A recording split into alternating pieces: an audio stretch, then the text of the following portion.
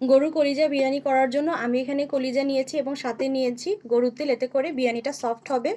এখন এগুলোকে আমি প্রেসার কুকারে দিয়ে দিচ্ছি। এখানে এখন দিয়ে দিব পরিমাণ মতো পেঁয়াজ কুচি, আদা রসুন বাটা, লবণ, গুঁড়ো মরিচ, ধনে গুঁড়ো, জিরে গুঁড়ো, দারুচিনি, এলাচ, তেজপাতা এবং পরিমাণ মতো তেল দিয়ে সব কিছুকে একত্রে ভালোভাবে মিশিয়ে নিব এবং এখানে দিয়ে দেবো পরিমাণ মতো পানি।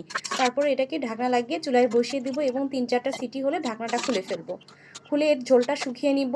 ঝোল যখন এ পর্যায়ে চলে আসবে তখন এটাকে চুলা থেকে নামিয়ে নিব এবং চুলাতে আরেকটি ফ্রাই প্যান বসে তাতে দিয়ে দেবো পরিমাণ মতো তেল, দিয়ে তাতে দিয়ে দিব আগে থেকে ধুয়ে রাখা চালগুলো, দিয়ে এটাকে কিছুক্ষণ ভেজে নিয়ে এখানে দিয়ে দেবো পরিমাণ মতো পানি, দিয়ে দেবো কয়েকটা কাঁচামরিচ এবং সামান্য পরিমাণে লবণ দিয়ে এটাকে ঢাকনা লাগিয়ে রেখে দিব। পানি শুকিয়ে আসলে ঢাকনা উঠে আগে থেকে রান্না করা কলিজাগুলো এখানে দিয়ে ভালো করে মিক্স করে আরও কিছুক্ষণ চুলায় রেখে নামিয়ে নিব এবং গরম গরম পরিবেশন করব। আশা করছি গরুর কলিজা বিরিয়ানি রেসিপিটি আপনাদের ভালো লেগেছে। ভালো লাগলে আমার পাশেই থাকবেন। দেখা হবে নেক্সট ভিডিওতে। আল্লাহ হাফেজ।